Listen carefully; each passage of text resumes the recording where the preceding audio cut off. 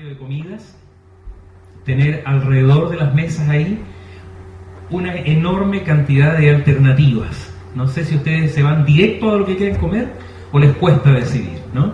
Personalmente ya los patios de comida dejaron de gustarme, pero cuando voy, en realidad hay algunos que yo ya sé que no los voy a probar de nuevo.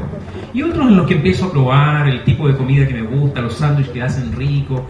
Pero en cuanto a la fe, en cierta forma es como enfrentarse a esta realidad. Una gran oferta de religiones, y dentro de las distintas religiones una gran cantidad, bueno, si vamos al contexto del cristianismo propiamente tal, una enorme cantidad de denominaciones. E incluso dentro de la denominación varias tendencias. Hay iglesias presbiterianas, aquí en Chile hay, ya perdí la cuenta, ¿no? Hay varias. Entonces, ¿cómo yo sé que estoy llegando y con qué criterios tomo la decisión de qué iglesia va a ser mi iglesia? Quizás una de las cosas que me gustaría pedirles de partida, de entrada, que ustedes no hagan, es elegir una iglesia con los mismos criterios con que se elige una tienda de alimentos, ¿no? Porque si uno elige ahí, entonces elige el lugar donde sea cómodo, donde te atiendan rápido, donde la comida sea rica, donde sea barato, donde, no sé si es un local de comidas donde yo voy a entrar, que el ambiente sea agradable, la temperatura apropiada, que me atiendan bien, que se preocupen por mí y yo quede satisfecho. En definitiva, el criterio de un consumidor. ¿Cuál es el criterio de un consumidor? Lo que sea bueno, bonito y barato. Aquello que me deje satisfecho a mí. Y elijo de esa forma en todo contexto, no solamente en cuanto a la comida. Pero ¿será que debo elegir entonces una iglesia de esa misma forma? ¿Ustedes están acá porque esta denominación les queda cómoda? ¿Cuántos están acá porque hicieron una pasada por varias iglesias antes, otras denominaciones, y están entonces buscando, vitrineando, hasta encontrar la iglesia que les calce? Y hay algunas personas que andan buscando eso, es decir, una iglesia que quede cerca de mi casa, si ando en auto que tenga estacionamiento, si tengo hijos que atiendan bien a mis hijos, si hay un templo que sea cómodo, que sea bonito, que oren por mí, es decir, que se preocupen por mi bienestar, que me alimenten bien, que la comida sea rica, es decir, el predicador predique bien, ¿no es cierto?, que llene mis expectativas en cuanto a predicación, y que al final del día, en la hora de los balances, yo diga, estoy satisfecho con mi iglesia. ¿Será ese el criterio por el cual yo debo elegir ser una u otra denominación, ser parte de esta iglesia o parte de una iglesia local? Son preguntas que nosotros tenemos que hacer y tratar de responder con honestidad. Dame la siguiente, por favor. Cuando yo digo soy presbiteriano, no lo digo solamente porque yo nací en la iglesia presbiteriana. Tengo toda mi edad en la iglesia presbiteriana. Escuchaba dentro de los que se presentaron acá algunos que dicen tengo 2 meses en la iglesia, ¿no? Y se ven tan posesionados de esta condición. Yo no sé si ellos con 2 meses, no los quiero juzgar ni siquiera remotamente, pero yo no sé si se dirían, realmente estoy seguro que esta es mi iglesia y aquí me voy a quedar y no me voy a mover. Yo soy presbiteriano desde que nací. Nací en un hogar presbiteriano, mis padres, mi papá no era pastor todavía en ese tiempo, pero yo y mis 7 hermanos crecimos en una iglesia presbiteriana, así que tengo 40 años en la iglesia. Mentira. Tengo 55 años en la iglesia presbiteriana. Y conozco la iglesia desde adentro, la he vivido, he ido creciendo con ella. Y si soy presbiteriano, no es solamente porque haya nacido en ella, sino que una de las razones que a mí me motiva a ser presbiteriano, o porque sé que es una iglesia que está fundada en las Escrituras. Y quizás uno de los primeros criterios por los cuales nosotros deberíamos pensar cuál es la iglesia en la que me voy a quedar, que ella sea una iglesia cuyo fundamento sea escritural, sea bíblico. Es posible, y esto lo comentábamos a raíz de un post que puso el pastor Jonathan durante la semana, y que produjo ahí algunas preguntas al respecto de cuándo hay errores, si la iglesia presbiteriana tiene errores. Yo creo que los tiene, ¿no? Yo creo que la iglesia presbiteriana, desde el punto de vista doctrinal, posiblemente tenga errores. No creo que ninguno de nosotros, aún los que somos más apasionados por el presbiterianismo, pudiéramos afirmar así fuera de toda duda, nuestra iglesia está 100% en la razón. Su doctrina, su liturgia, su forma de gobierno no tiene errores. Quien afirme eso en realidad, además de pecar de arrogancia, de petulancia, está probablemente profundamente equivocado. Entonces yo decía algo ahí, que posiblemente, y ese es mi pensamiento, cuando estemos en la gloria, el Señor nos va a mirar con mucha paciencia y benevolencia, va a decir, chiquillos, ustedes estaban equivocados en esto y en esto. Quizás en muchas cosas más. Pero yo espero sinceramente que el Señor no nos reproche a los presbiterianos que intencionalmente, maliciosamente o por descuido interpretamos mal las Escrituras.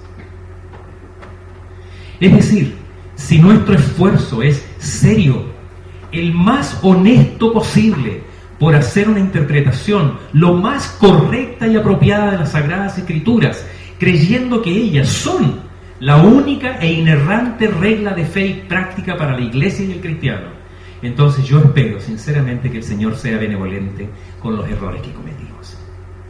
Y yo creo que la Iglesia ha hecho un esfuerzo serio, prudente y honesto por decir todo lo que creemos y enseñamos y nuestras prácticas, tanto como iglesia como individuo, están debidamente fundadas en la palabra de Dios. Y por eso yo soy presbiteriano. Pero hay otros elementos, la siguiente por favor.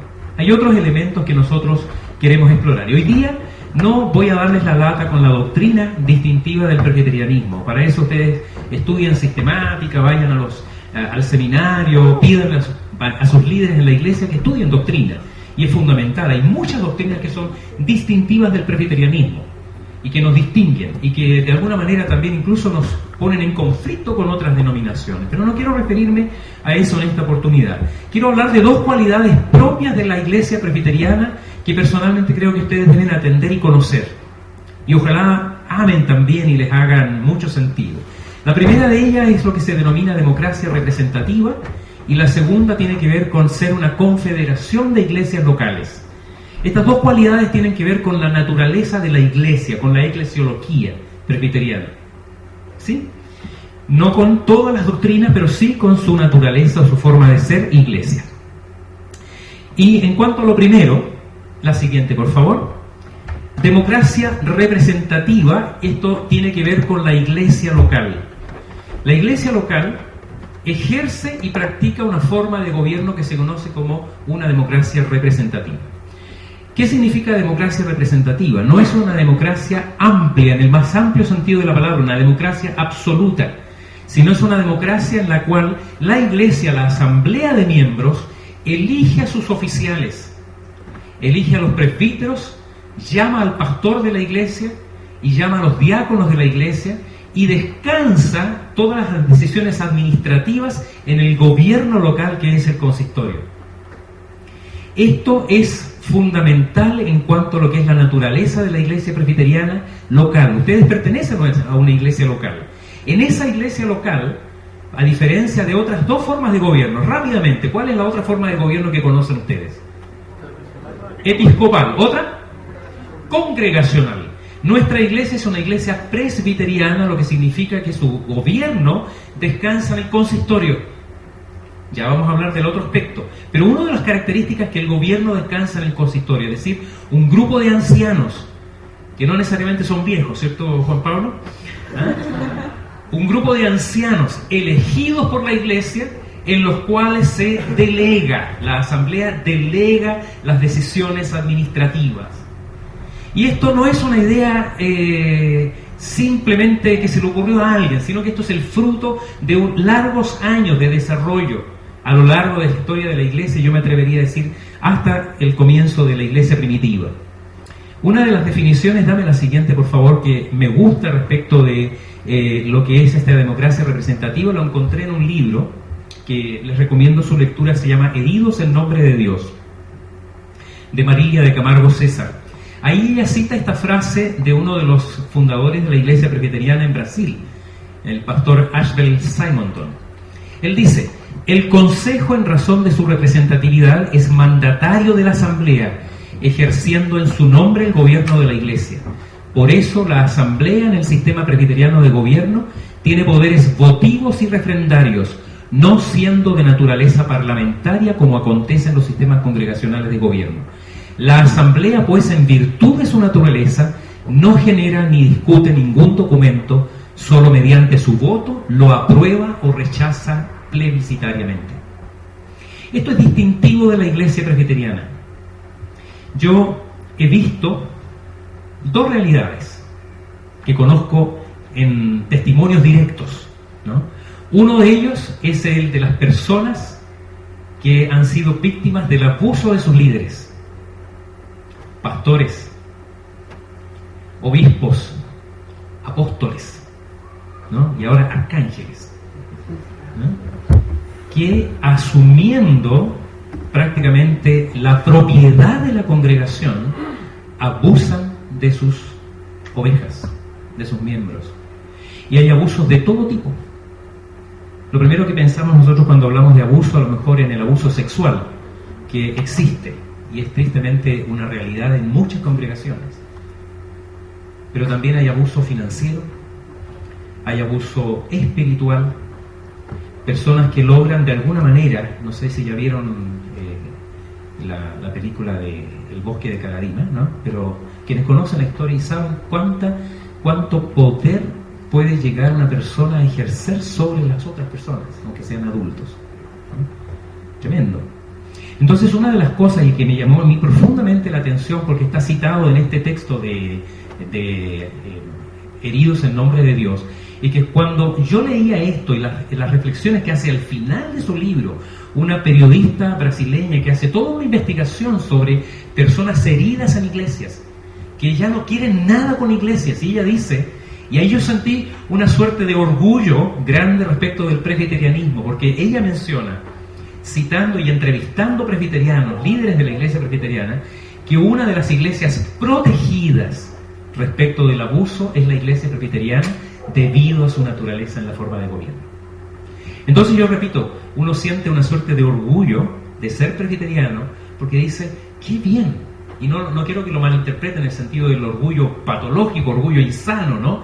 De sentir jactancia, que somos mejores que otras iglesias, pero qué interesante pertenecer a una iglesia donde este aspecto está cubierto, donde el gobierno no lo ejerce una persona, sino que lo ejerce un consejo, que a la vez es mandatado por su asamblea, y que responderá ante ella, y que si lo hizo bien, le mantendrán su confianza y será reelegido, y si no lo hizo bien, probablemente no vuelva a ser elegido como anciano. Cualidad entonces del presbiterianismo. El segundo aspecto, la siguiente por favor, tiene que ver con esto de ser una confederación de iglesias locales, y en lo personal es uno de los aspectos que más admiro de la iglesia presbiteriana. Esto podríamos resumirlo en una sola frase: nadie en la iglesia presbiteriana se manda solo. Nadie se manda solo. La iglesia presbiteriana es una unión de iglesias locales. ¿Cuál es el mínimo en cuanto a gobierno en la iglesia local? ¿Quién sabe?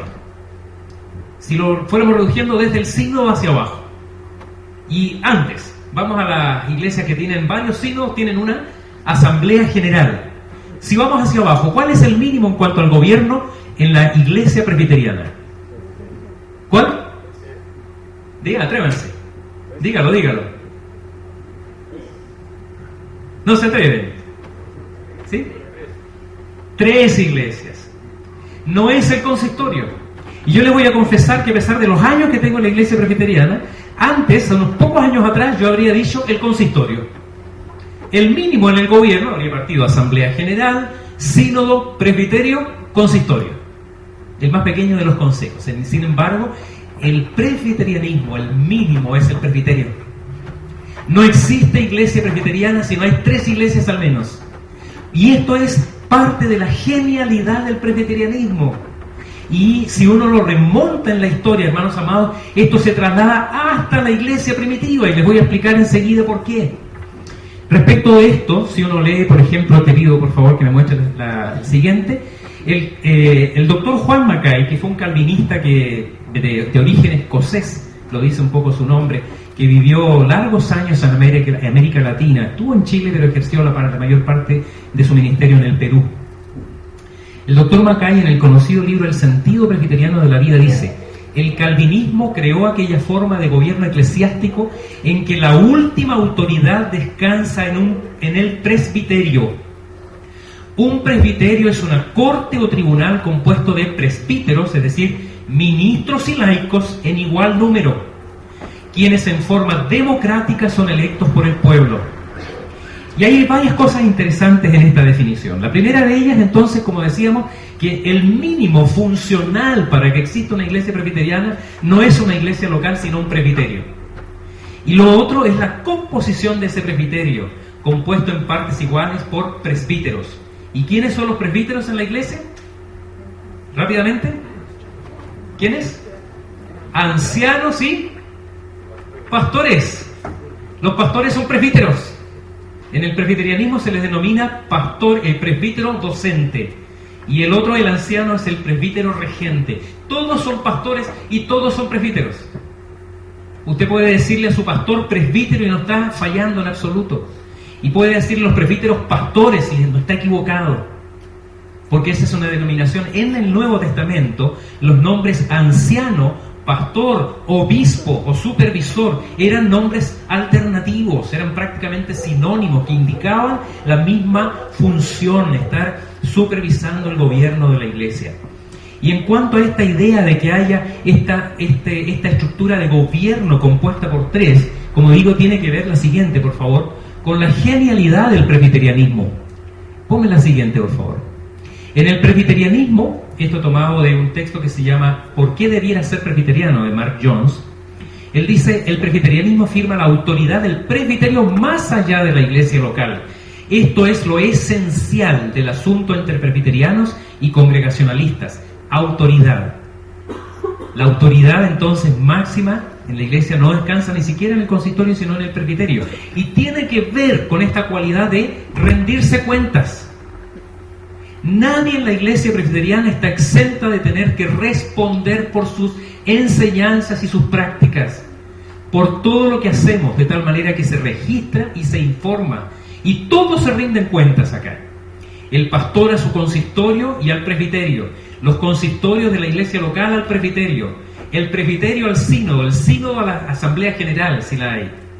Y cada uno de esos consejos que tienen comisiones entregan informes a los que les mandataron para cumplir sus tareas. Sus libros son escrutados, sus tesorerías son examinadas. De tal manera, dame la siguiente, por favor. De tal manera que hay una mirada permanente respecto de la obra de la iglesia, desde el presbiterio hacia la iglesia local y desde la iglesia local hacia el funcionamiento de todos los otros consejos.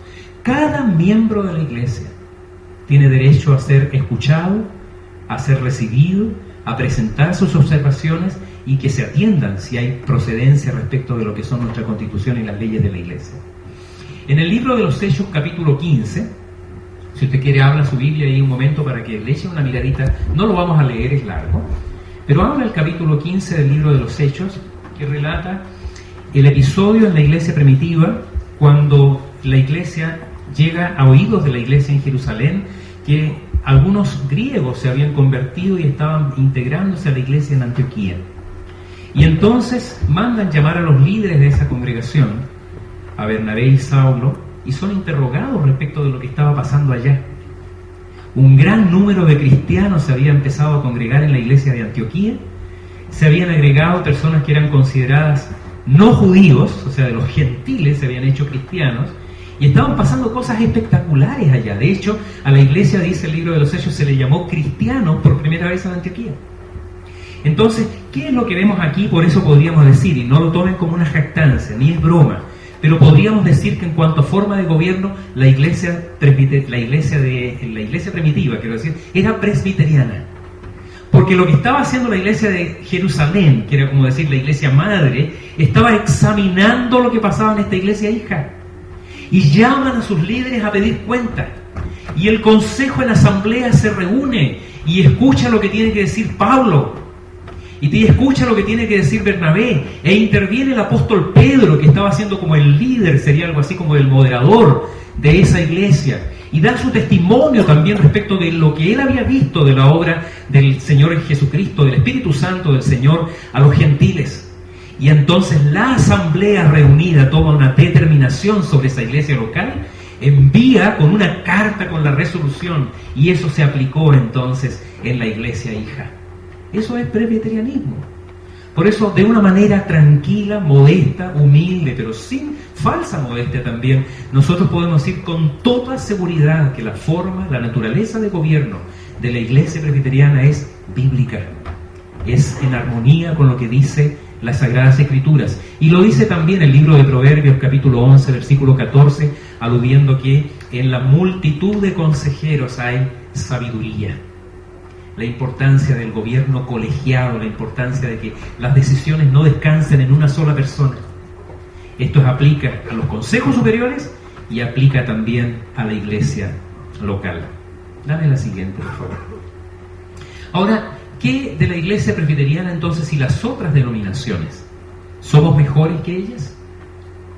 ¿Somos iguales? ¿Somos peores? ¿O simplemente diferentes? Una ilustración muy apropiada de lo que es la iglesia desde el punto de vista de lo que es el mero cristianismo, según Lewis, la asemeja a este vestíbulo, a este patio interior de una casa que tiene muchas puertas. Cuando usted llega al cristianismo, el cristianismo como tal es como el vestíbulo, pero la iglesia se vive en cada una de estas denominaciones.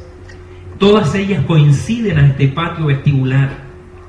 Pero la vida no se genera en ese vestíbulo. Usted no es solamente cristiano, sino que también tiene una necesaria denominación, porque la iglesia tiene que ser vivida, usted tiene que ser alimentado, usted tiene que ser corregido si es necesario, usted tiene que ser atendido su descanso en el sentido espiritual.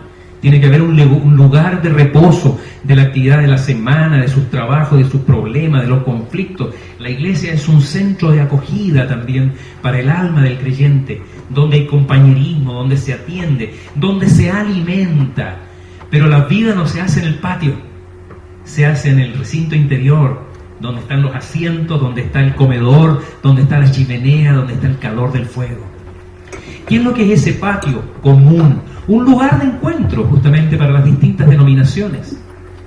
Un lugar necesario para entender que tenemos como fundamento y un aspecto que nos une como iglesia el mero cristianismo. Pero tu vida está llamada también a pertenecer a una denominación, y es necesaria que existan esas denominaciones. Pero no solamente es necesario que existan las denominaciones, sino que también tenemos que pensar cómo nos entendemos con las otras denominaciones. La siguiente. Y al mirar la verdadera comunión cristiana, hoy día se habla mucho de ecumenismo. Y justamente Juan Mackay promovió mucho el ecumenismo entre las iglesias de América Latina.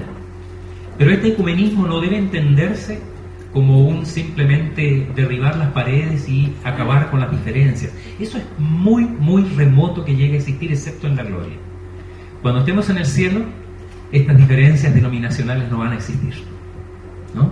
Y ahí el Señor corregirá a unos, a otros les tirará las orejas más fuertes, a otros no tanto, a otros con cariño les dirá, oye, estaban muy mal juzgando de poco menos que satánico a los presbiterianos, ¿no?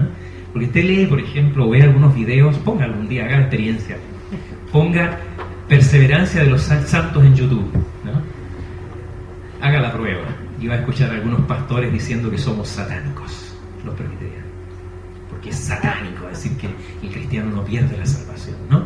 Entonces, nos entendemos con las otras denominaciones, y personalmente tengo grandes amigos pentecostales, bautistas, aliancistas, pocos luteranos, tengo que decir, ¿no?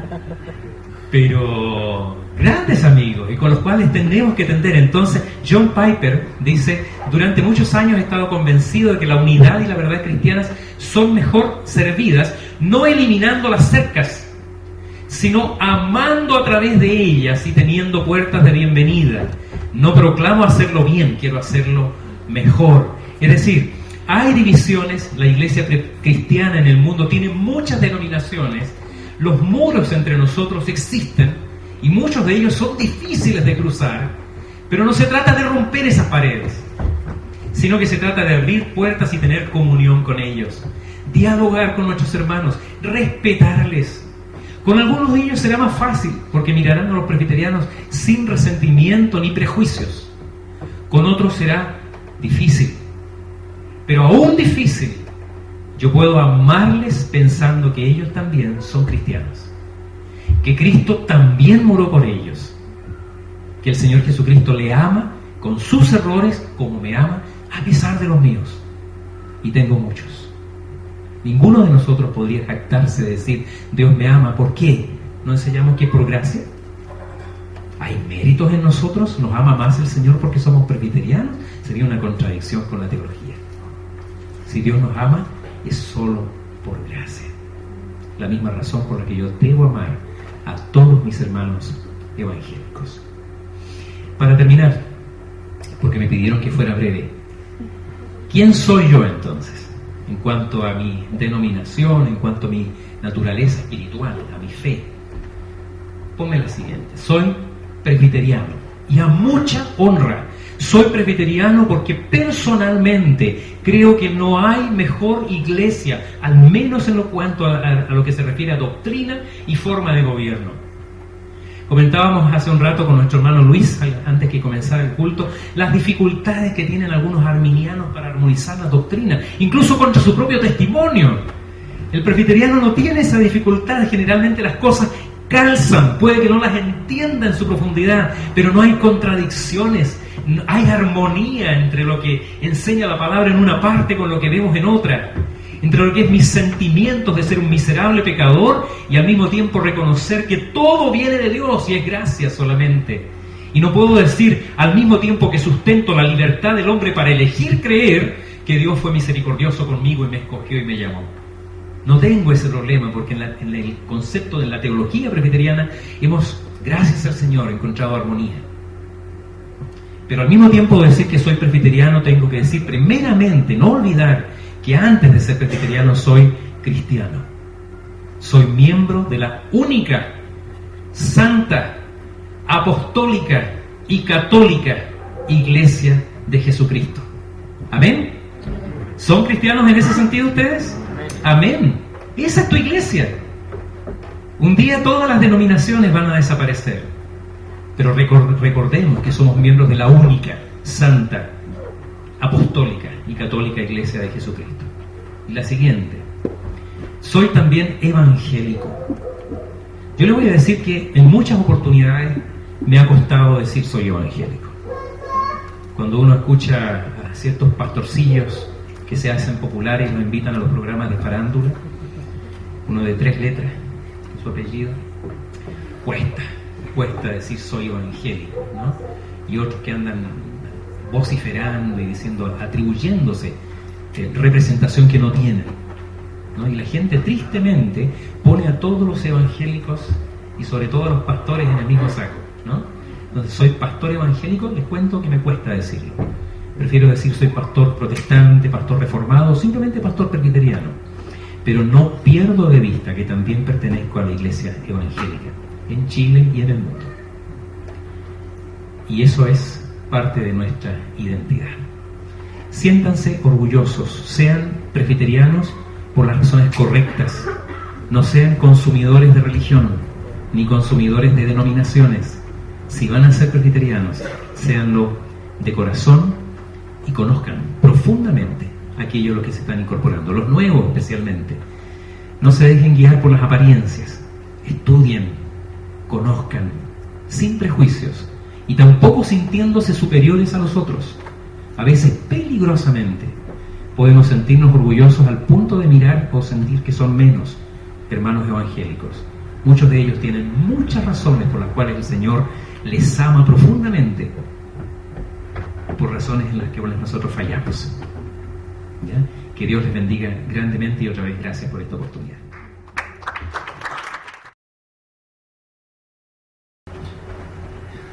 De verdad que después de la presentación de Ezequiel, a mí me da mucha vergüenza llamarme como me llamo, un nombre eslavo, pagano, asociado al marxismo. Así que voy a pensar en un nombre nuevo para mí.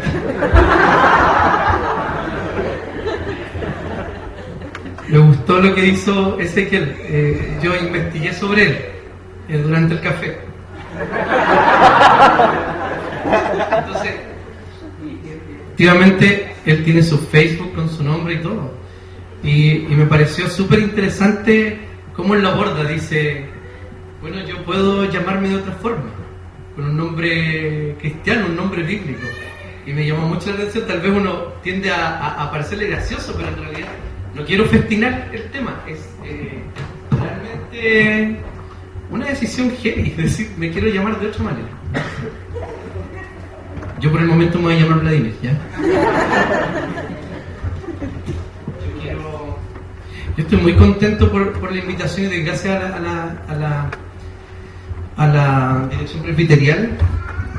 Cuando yo lleve 15 minutos me avisan, ¿ya? Háganme cualquier seña.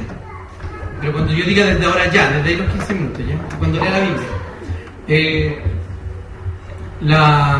A la dirección presbiterial por invitarme, y me invitaron en mi calidad de moderador del presbiterio. ¿Alguien sabe qué significa esa cuestión?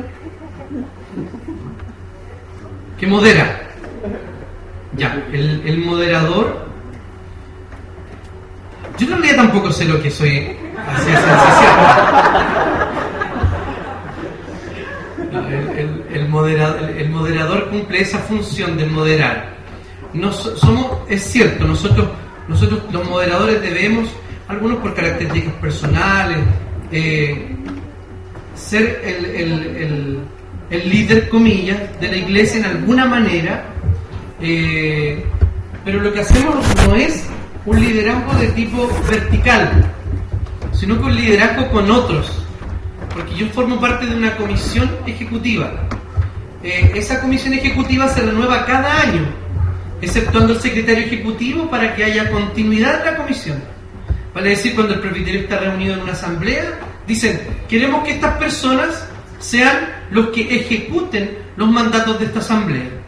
Por lo tanto, en estricto rigor, el moderador no tiene ningún poder particular, porque el moderador hace y dirige esa comisión ejecutiva con el propósito de cumplir los mandatos que la asamblea le ha dicho que haga. Nada más. ¿Ya? Ese nada más sonó como hay muy poco que hacer. Hay mucho que hacer como moderador. Pastor David fue moderador hace algún tiempo. Trabajamos en la comisión ejecutiva. Yo era en ese tiempo secretario de actas.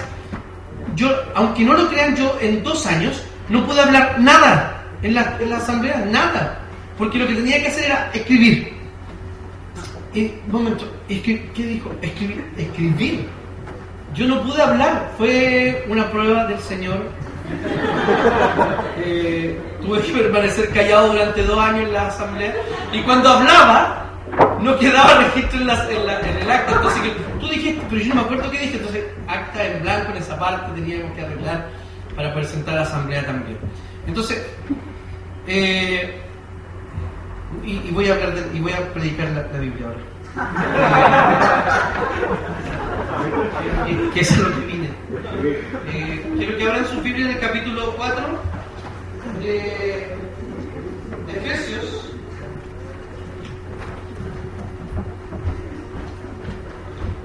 Ahora puede correr el tiempo. Efesios capítulo 4. Y me invitaron a hablar acerca de la unidad y cómo la unidad que nos muestra la Biblia es absolutamente relevante para todo el pueblo cristiano, independientemente de la forma de gobierno que ellos han creído que la Biblia enseña. Porque debemos decir, es verdad, somos presbiterianos porque creemos que la forma de gobierno que está allí es la que enseña la Biblia. Sin embargo, no podemos negar que las otras iglesias también encuentran algo en la Biblia que les permite sostener sus sistemas de gobierno. Nosotros creemos que hay mayor dato bíblico y mayor testimonio bíblico para el presbiterianismo.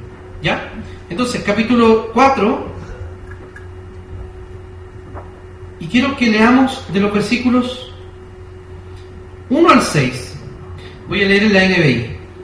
Por eso yo, que estoy preso por la causa del Señor, les ruego que vivan de una manera digna del llamamiento que han recibido, siempre humildes y amables, pacientes, tolerantes, unos con otros en amor. Esfuércense por mantener la unidad del Espíritu mediante el vínculo de la paz. hay un solo cuerpo y un solo espíritu, así como también fueron llamados a una sola esperanza, un solo Señor, una sola fe, un solo bautismo, un solo Dios y Padre de todos, que está sobre todos y por medio de todos y en todos. El apóstol Pablo, cuando está escribiendo esta carta, él está preso. No hay una figura literaria que cuando dice preso en el Señor, no, él está preso de verdad, preso, en cana.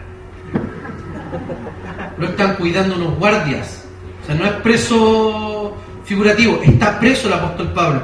Y escribe una maravillosa carta el apóstol Pablo desde la cana, desde la cárcel. Qué terrible, o sea, uno piensa en eso y dice, qué terrible sería para mí. Bueno, el apóstol Pablo, sí, probablemente lo encontró terrible, pero no cesó su ministerio. El apóstol Pablo siguió escribiendo y le pide un favor a la iglesia. Y dice, no le ordena, sino que le ruega que vivan de una manera digna del llamamiento que han recibido. Vale decir que el apóstol Pablo le está diciendo a la iglesia que hay una manera digna de vivir y una manera indigna de vivir la fe. ¿Cierto? ¿Podemos vivir de manera digna o de manera indigna? La manera digna la expone aquí el apóstol Pablo. Vale decir que cualquier cosa que esté en contra de esta manera que el apóstol Pablo nos dice que debemos vivir, es la manera indigna. ¿De qué manera?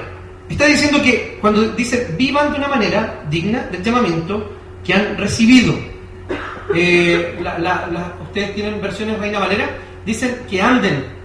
Cuando la Reina Valera habla de andar, está usando en sentido figurado el vivir. Pone la vida como un camino y está diciendo que anden por aquí, anden por la vida de esta siguiente manera. Entonces, del llamamiento que han recibido, vale decir nosotros como creyentes todos juntos, en diferentes épocas de nuestra vida, ¿no es cierto? Algunos muy de pequeños, y no se menoscaben los Aguirre, David Vilches, papá, ¿quién más? Yo, la Dani, ¿quién más está desde chico en la iglesia? No en la iglesia presbiteriana, en la iglesia. ¿Quién nació en la iglesia familia cristiana? Bueno, yo no en realidad. Familia católica, pero yo fui de muy chico, de los 2 años en la iglesia.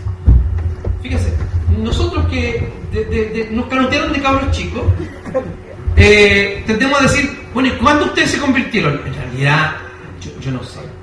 Yo no sé cuándo me convertí. ¿Cierto? Algunos tienen un testimonio más fuerte, más de un hito en su vida, ¿cierto? Yo recuerdo que tuve un hito. Yo creo que el Señor, yo creo que siempre fui creyente. De hecho, siempre fui creyente. Creo que el Señor me regeneró en algún momento de mi vida. De hecho, así confío. Pero hubo un momento que yo me convertí. Que no fue una cosa muy dramática en todo caso. Pero fue en el momento en que yo dije, estoy caminando por este camino, no estoy viviendo de una manera digna como he vivido, como debería vivir, y voy a tomar este camino. Y fue un campamento de intermedios, y fue una cuestión, no fue dramática, pero fue heavy, porque de ahí en adelante yo tenía una relación con Dios distinta. ¿Vale? Si nosotros hemos sido llamados en distintos momentos de la vida, distintas circunstancias, etc. Algunos de muy chicos, otros de muy grandes, ¿cierto? Porque nosotros como buenos chilenos alegamos, Señor, ¿por qué tan chico? Señor, pero ¿por qué tan grande? Da lo mismo. Debíamos ser llamados en el momento que el Señor determinó en su santo consejo que nos iba a llamar, en un momento de nuestra historia. Y de hecho, así sucedió. El Señor nos llamó. Pero nos ha llamado a todos, ¿vale? Decir, todos tenemos un mismo llamamiento. Siempre humildes, amables, pacientes, tolerantes. Hay 4 cosas aquí. Dice, humildes, amables, pacientes y tolerantes. La firme. ¿A quién de ustedes, a quién de nosotros los representa de manera profunda alguno de estos calificativos? Solo uno. Qué difícil es, ¿no? ¿Por qué? Porque habitualmente no somos humildes, no somos amables, no somos pacientes y no somos tolerantes. La Escritura nos está llamando a ser de esta manera para convivir con otros. Humildad, amabilidad, paciencia y tolerancia. Y aquí hay un vínculo que debemos, algo que trasciende o algo que es transversal, que es el amor. Y cualquier creyente que haya recibido el Espíritu Santo Todos lo hemos recibido cuando hemos creído, ¿cierto? Porque hemos sido incorporados al cuerpo de Cristo mediante el bautismo con el Espíritu Santo. Entonces, dice la Escritura que en nosotros fue derramado el amor por medio del Espíritu Santo que nos fue dado. Vale decir, tenemos el amor suficiente para que ese elemento moldee en nuestras vidas la humildad, la amabilidad, la paciencia y la tolerancia. Y vamos a entrar al tema que hoy día nos convoca. Hay 7 razones por las cuales nosotros deberíamos estar unidos. 7 razones. Hay 7 unos aquí. Un algo. Fíjense, vean su Biblia, por favor. Primero, habla de la unidad del cuerpo. Yo no sé, ¿fue el texto que leyeron Juan 17 al principio? 16, 20 y tanto, ¿no? Ya. El 21 dice, para que todos sean uno como tú, oh Padre en mí y yo en ti, que también ellos sean uno en nosotros. No está hablando de ecumenismo acá. Ya el pastor David lo mostró, no significa eso, sino que más bien habla de la unidad espiritual que tiene la iglesia. Fíjense que cuando está hablando, cuando somos tú y uno nosotros dos, no es una relación especial distinta a la Trinidad. Vale decir que cuando nosotros estamos hablando de unidad, el modelo es trinitario. El modelo de Trinidad ahora sí que todo calzó. El modelo de la unidad de la iglesia es el modelo trinitario. Así como tú y yo somos uno, así que ellos sean uno. Entonces, cuando está hablando de la unidad del cuerpo, está hablando de algo trascendental. La gente que trabaja o que está relacionada con la salud, ¿qué pasa cuando un cuerpo no es uno? ¿Me explico? Cuando ese cuerpo no se reconoce como el mismo cuerpo. Cuando ese cuerpo se reconoce como contrario, no como si fuera el mismo cuerpo. ¿Saben lo que sucede? Se enferma y se autodestruye. Este cuerpo se autodestruirá en... Algo así pasa. Cuando nosotros no guardamos la unidad de este cuerpo, ¿saben lo que hacemos? Es enfermar el cuerpo de Cristo. Cuando nosotros dejamos de lado o no practicamos la humildad, la amabilidad, la paciencia y la tolerancia en virtud de la unidad del cuerpo de Cristo, lo que estamos haciendo somos responsables de insertar una enfermedad en el cuerpo de Cristo. Esto es muy grave. ¿Por qué? Porque nosotros incluso deberíamos guardar buenas relaciones con todos en la iglesia. Y partamos por lo micro, en la iglesia local. Si usted tiene rencillas con alguien en la iglesia local, si a usted le cae mal a alguien, ese típico me cae mal, déjeme decirle que usted está haciendo una enfermedad para la iglesia, está provocando una enfermedad, está oponiéndose a otro miembro de la misma iglesia, del mismo cuerpo, y está atentando contra esa unidad. Cuando alguien me cae mal, lo que tengo que hacer es orar por esa persona y pedirle al Señor mucho amor para que de verdad y de corazón me caiga bien. Qué difícil, ¿no? Tan chileno eso. Este gallo me cae súper mal, o esta galla me cae muy mal. Sí, y muchos tenemos muchas características, y me incluyo entre ellos, para que le caigamos mal a la gente, ¿o no? ¿Y tú por qué asientas con tanta seguridad? Cuando uno hablé como de todo, no estoy hablando de mí. No, efectivamente estaba hablando de mí. Yo personalmente, uno podría ser, no es monedita de oro para todo el mundo, pero no importa lo que piensen de mí. De hecho, yo tendría, sí, me importa en qué sentido, de relacionarme mejor con las personas, de dar la información y las señales adecuadas, ¿o no? Porque si mucha gente me está teniendo algo conmigo, es porque a lo mejor yo tengo algún problema con mi relación con otros, y también tengo que hacerme cargo de eso. Pero si yo estoy con algo con una persona, que estoy con la bala pasada con sangre en el ojo, lo que tengo que sacar es sacarme la vara, sacarme la sangre del ojo, hablar con la persona, conocerla, porque estoy casi seguro de que muchas de esas cuestiones son prejuicios. Primero, y si no son prejuicios, es por falta de humildad, de amabilidad, de paciencia, de tolerancia, de porque yo no me puedo acercar a esa persona y decir, es mi hermano. Probablemente no vamos a llegar a ser grandes amigos, pero debe haber una relación sana de unidad del cuerpo. De verdad, ¿ustedes quieren ser enfermedad para la iglesia? ¿Para el cuerpo de Cristo? Yo creo que no. Yo creo que nadie tiene esa intención. Yo le estoy mostrando con la Escritura y con esta metáfora del cuerpo que usa el apóstol Pablo, que es tremendamente importante que los órganos de un mismo cuerpo se reconozcan como útiles entre sí y para sí, y no contrariamente. Porque si no es alguna enfermedad autoinmune que comienza a autodestruir el propio cuerpo. Y fíjense, cuando pasan esas cuestiones, de manera muy sutil, comienzan a formarse conflictos. Y de igual manera pasa en esta iglesia, que es un poco más grande. Probablemente uno escucha cosas de otro. ¿No es así? Uno lo que debería hacer primero es no escuchar cosas de otro. Es lo ideal. Si lo escuchó, déjelo pasar. Dígale a esa persona que hable con esa otra persona. O sea, en definitiva, el pelambre y el cagüín nunca es sano en ningún contexto. Prejuicios que podemos tener respecto a la condición social. ¿O no es así? De porque algunos son de Las Condes, otros de Peñalolén, otros de Ñuñoa, de no sé dónde.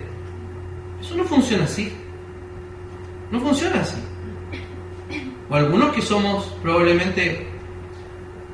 Mucho, en esta sociedad uno critica el clasismo de la clase alta. Pero yo creo que es más terrible el clasismo de la clase baja. ¿Cierto? Que es... Estoy hablando de todo esto, ¿saben por qué? Porque son cosas que pueden estar dando vueltas en la mente de las personas. La iglesia se puede enfermar producto de relaciones insanas.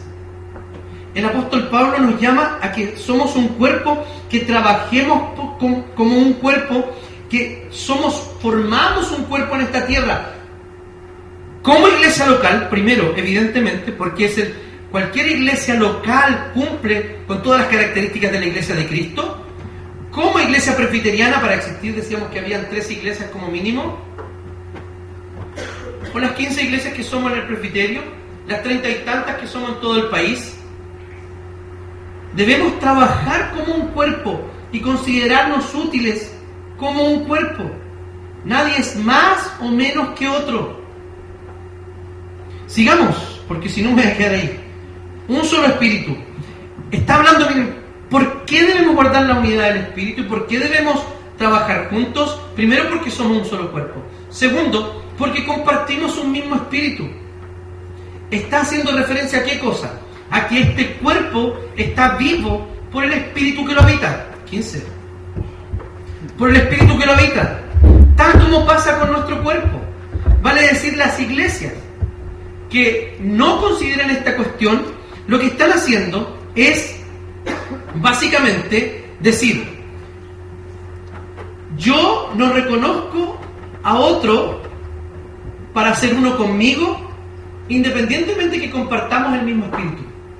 O sea, estamos compartiendo la misma vida como iglesia porque somos miembros del mismo cuerpo y porque a ese cuerpo le da vida el mismo espíritu. Hemos sido todos bautizados con el Espíritu Santo.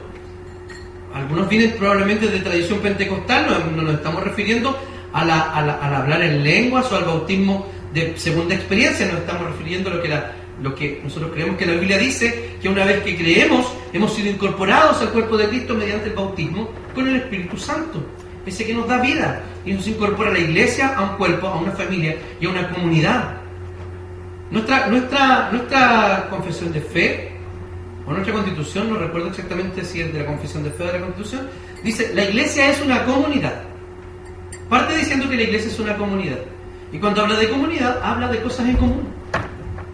Entonces, chiquillos, podemos nosotros servir en distintas iglesias, podemos servir en distintos lugares, podemos tener distintos gustos y preferencias. pero hay cosas mucho más importantes. Hay 7 unos en los que debemos poner acento para abrazar al otro, para ser cordial con el otro, para ser amable, para ser paciente y para ser tolerante. Luego dice, una sola vuestra vocación. Está hablando de 3 cosas: cuerpo, espíritu y esperanza. Fíjense que este cuerpo, espíritu y esperanza tiene una relación. ¿La esperanza de qué? La esperanza de la gloria. Compartimos la misma esperanza, ¿no? Podemos tener gustos muy distintos. Incluso podemos no llegar a ser amigos. Pero fíjense que en el estado eterno, en la esperanza que se está refiriendo allí, que es cuando Cristo venga, todos seremos levantados a una. ¿Por qué? Porque somos parte del mismo cuerpo, parte de la misma esposa. ¿Acaso el resto de las diferencias que se pueden producir entre nosotros no son realmente irrelevantes solamente poniendo énfasis en que somos un cuerpo, compartimos el mismo espíritu y compartimos una misma esperanza? Una misma esperanza. Estamos esperando al mismo Señor. Y vamos a vivir, prepárese, vamos a vivir todos juntos eternamente. Y si a ustedes les contaron que vamos a estar cantando todos los días, no es así. Cuando yo era chico y mi mamá no me dejaba ni salir al baño en el culto, el director del culto decía, vamos a terminar, hermanos. Yo decía, no voy a terminar. Fírmese adelante. 20 estrofas de firme adelante. Entonces, fírmese, no los terminaba nunca ese himno. Si yo voy a ir a cantar todos los días al cielo, yo no me quiero ir al cielo.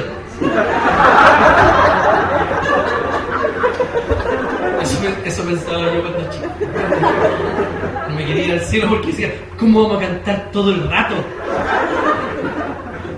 La actitud va a ser de alabanza, vamos a alabar permanentemente al Señor, vamos a alabar con nuestras vidas, esas cosas que hacemos, esas cosas feas que hacemos, esos pensamientos malos que tenemos, no van a estar.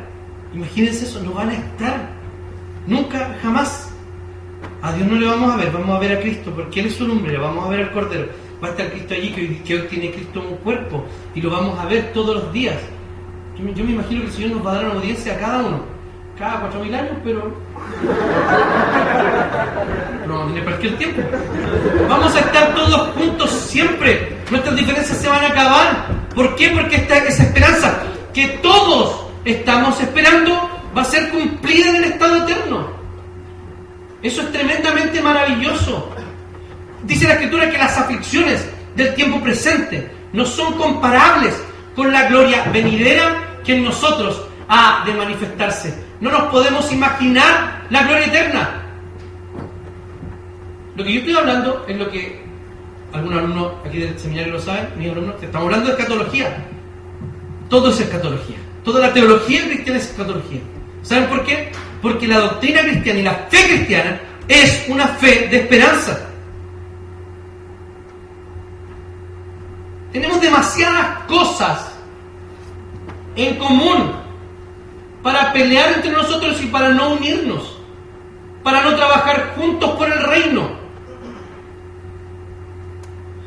Yo veo estos grupos de jóvenes. Yo me avergoncé cuando salió el grupo de la séptima. Yo soy moderador del presbiterio y no tenía ni idea que había un grupo de jóvenes en la séptima. De verdad.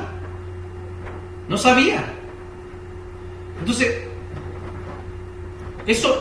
esa maravilla que el Señor está haciendo entre nosotros, debemos comunicarla, debemos trabajar juntos. Me pareció algo muy, muy interesante que decía la Margot. Nosotros hemos participado con la segunda, con la sexta. ¿Por qué no juntar alguna actividad con otras iglesias y no necesariamente esperar la reunión presbiteriana? Valoremos esta unidad, que claro es una unidad espiritual, pero se manifiesta en acciones, en frutos, como lo que estamos haciendo hoy día. Sábado de la tarde, escuchar a un pastor medianamente aburrido. Medianamente. Sábado de la tarde, para conocer a otros, no pierdan esa oportunidad. No la pierdan. Búsquense en Facebook. Sepan del otro. Psicopatéense los Facebook para ver quiénes son.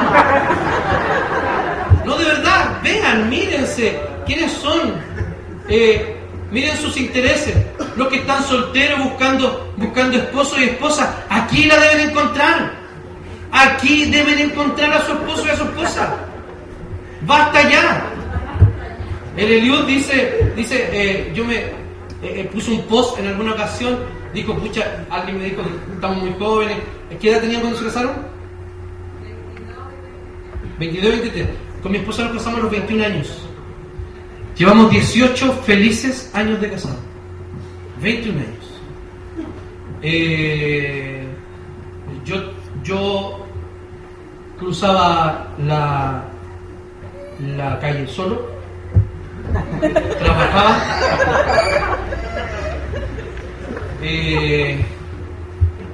No tenía don de continencia. Vale decir, tenía una necesidad sexual fuerte. No vendamos la goma, chiquillos. La Biblia dice que si yo tengo eso, pasa eso, ¿qué debo hacer? Cásese. Planifique su vida. Planifique su vida. Estudie.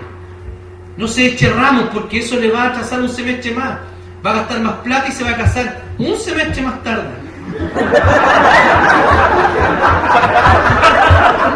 No se ríe, no perdón.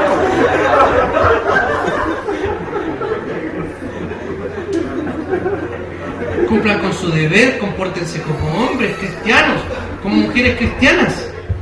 Un solo Señor. No dice un Salvador. Hay muchos cristianos que creen, ya estoy pasado en el tiempo, muchos cristianos creen que, son cristianos vampiros. Se benefician de la sangre de Cristo. El Señor es mi Salvador. ¡Woo! Gracias, Señor, porque me salvaste. Sí, pero la Escritura no solo habla de Cristo como Salvador, habla de Cristo como Señor. Y cuando está hablando de Cristo como Señor en el contexto del Nuevo Testamento, está hablando de que Él es el Kyrios, el amo, dueño y Señor. El equivalente de Adonai del Antiguo Testamento. Vale decir que tenemos dueño. Todos tenemos el mismo dueño. Andamos con la misma correa. Somos esclavos del mismo Señor. Vale decir que cuando nosotros no decimos que tenemos un Señor en común, estamos diciendo, ¿saben que estamos todos en la misma condición? Somos todos esclavos de Cristo. Somos todos súbditos del mismo Rey. Así que, una razón más para mantener la unidad. El Señor no es solo, mire, imagínense que somos esclavos del Señor del universo. Quiero que lo consideren, del Señor del universo. ¿Ustedes saben cuánto mide el universo? Digan que no, porque están buscando información en su mente si no saben.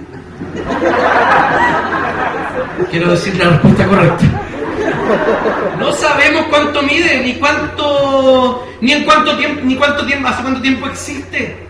Es demasiado grande, demasiado inmenso. Ese universo está controlado, gobernado de manera activa, permanente y diaria por el Señor del universo, que es nuestro Señor.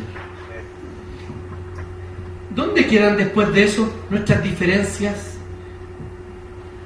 Nuestras quiero buscar una palabra que no sea ofensiva pero que sea fuerte. Nuestras miserables diferencias. Es que no me miró. Es que es muy pesada. Sí, es pesada, pero es tu hermana. Tolérela, ámela, ámelo, conózcala. Esas diferencias que son miserables comparadas con el señorío de Cristo. O sea, fíjense en todo esto. Nuestras pequeñas agendas, miserables agendas de vida, comparadas con la tremenda grandeza de nuestro Señor. Una fe, una sola fe. ¿Dónde está el rapero? ¿El rapero? Ahí está. Una sola fe. No está hablando de la fe salvadora, está hablando del contenido de la fe. La fe una vez dada a los santos. Ya. Está hablando del contenido de la fe, vale decir de las verdades. Compartimos las verdades en común. Y como iglesia presbiteriana, aquí no todos creemos lo que queremos creer. Somos una iglesia confesional, que adscribimos a confesiones y catecismos. Vale decir, tenemos una cancha rayada. La cancha está rayada. Y algunos podemos jugar dentro de esa cancha. ¿Han visto jugar este gallo? Impresionante verlo jugar. Sí, jugáis. Parecía una mosca moviéndote en la cancha. Así, ¿han visto a Daniel jugar? Ya, juegan de maneras totalmente distintas. ¿Ya? Pero tienen que jugar dentro de la cancha. Algo así es la confesionalidad. Cuando hablaba Elementor, estaba hablando sobre, dijo, ahora les voy a cantar una canción más bíblica. Sí, una canción que era declarativamente bíblica. Pastor David lo tocó. La primera era absolutamente bíblica. Así que porque mencionaba la Bachelet no era bíblica. Absolutamente bíblica, era una canción prácticamente al estilo de los profetas del Antiguo Testamento.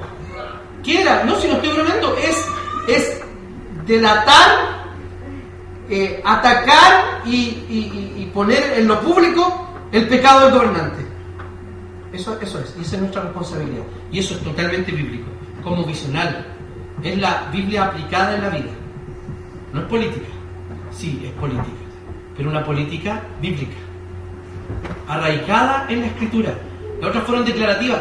Me emocionó las 3 canciones porque eran profundamente bíblicas, bien armadas, y lo que tienen que hacer es simplemente seguir la Escritura. ¿Ya? Nada de cantar pesca más adelante, chicos. Una sola fe, vale decir la fe contenida entre el Antiguo y el Nuevo Testamento. Un cuerpo, un espíritu, una esperanza, un Señor, una fe. Ya hablamos un poco sobre el bautismo. Cuando hablamos del bautismo con el Espíritu Santo, que fuimos incorporados a un mismo cuerpo. Vale decir, mediante eso hemos sido incorporados como miembros de la iglesia invisible. Somos miembros de la misma familia. Y luego dice, un Dios y Padre de todos. Él está sobre todos, sobre todo, sobre todos, y obra por medio de todos. Fíjense lo que está diciendo acá. Está sobre todo. Vale decir, Él es Señor, amo y dueño. Está sobre todos. El único que está sobre nosotros es el Señor. Ninguno de nosotros por sobre otro. Por eso que el pastor decía, yo me sentía un poco frustrado de lo que decía el pastor David, porque él decía, a usted, a su pastor, le puede llamar pastor o le puede llamar presbítero. A mí no me dicen de ninguna de las dos formas. Entonces por eso yo me frustraba y decía, estoy súper mal. Me llaman por mi nombre pagano más encima. Entonces, somos eso. ¿Y qué es lo que hace? ¿Qué es lo que hace básicamente el pastor y los presbíteros? Somos algo así como los primos interpares. Los primeros, porque estamos gobernando, estamos en un puesto de autoridad entre los pares. Somos los líderes, somos los ancianos, somos los oficiales, pero somos uno en Cristo. Somos todos iguales. Aquí nadie manda por autoridad personal. Cuando el pastor tiene autoridad solamente por la autoridad que le ha dado la propia asamblea y por la autoridad que le da la propia Escritura. La Biblia dice que tienen que respetar a sus líderes. Dice, respeten a sus dirigentes. Reina Valera dice, respeten a sus pastores. No dice pastores en el griego, dice dirigentes. Respeten a sus dirigentes. Y en otras partes el apóstol Pablo dice, háganle la pega más fácil. Pero no está diciendo que somos mayores en el sentido de una autoridad por nosotros mismos. Absolutamente no. El único que está sobre todo es el Señor. Y luego dice, y obra por medio de todos. Eso quiere decir que somos instrumentos en las manos del Señor. En estos 7 elementos se encuentra la naturaleza de la unidad cristiana. Una unidad que no debemos alcanzar. Una unidad que ya existe. Una unidad que estamos llamados a cuidar.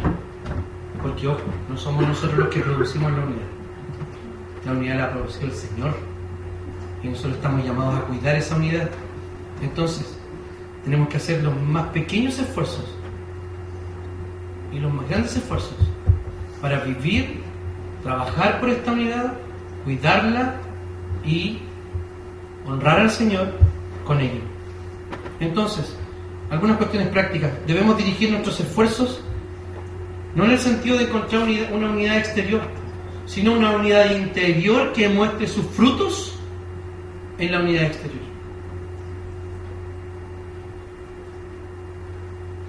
No podemos clasificar a los cristianos según las organizaciones. No podemos decir que los protestantes son los creyentes y los otros no son creyentes, porque dentro de los católicos romanos también hay creyentes, ¿o no? Y entre medio de nosotros también hay no creyentes. La palabra del Señor dice lo siguiente, que al final del tiempo, ¿qué va a pasar? El Señor va a tomar una herramienta, no sé cómo se llama, va a tomar el trigo y la paja y la va a tirar. El viento, dice la figura de Mateo, saca la paja y cae el trigo. ¿Qué pasa con el trigo? El trigo lo va a poner en su granero y la paja la va a poner al fuego.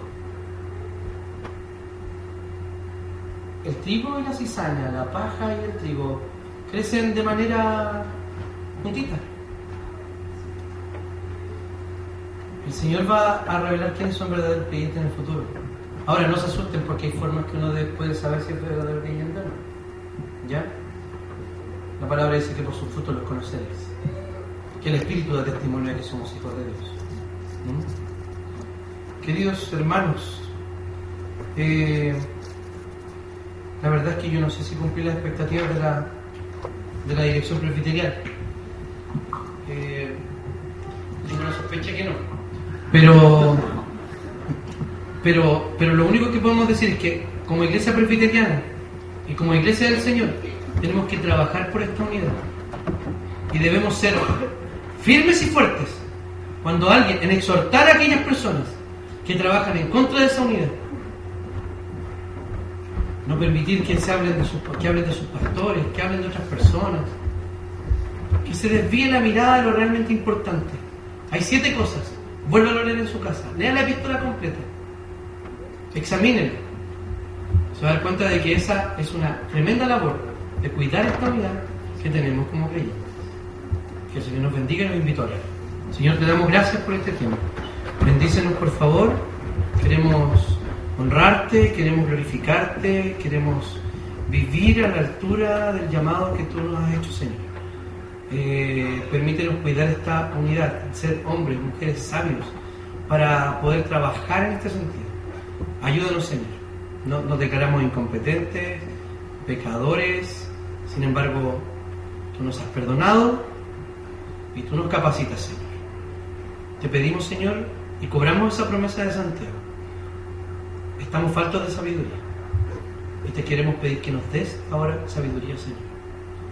Tu palabra dice que tú das sabiduría en abundancia a aquel que la pide. Gracias, Señor. Oramos por medio de Jesús.